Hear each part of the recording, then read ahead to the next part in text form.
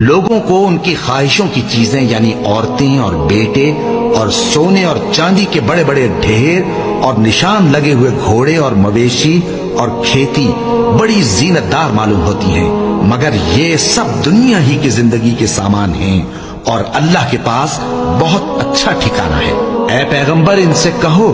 کہ بھلا میں تم کو ایسی چیز بتاؤں جو ان چیزوں سے کہیں اچھی ہو؟ سنو،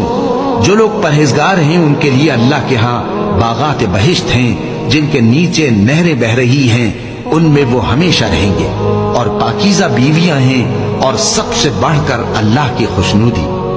اور اللہ اپنے سب بندوں کو دیکھ رہا ہے جو اللہ سے التجا کرتے ہیں کہ اے پروردگار، ہم ایمان لے آئے سو ہم کو ہمارے گناہ معاف فرما اور ہم کو دوزخ کے عذاب سے محفوظ رکھ۔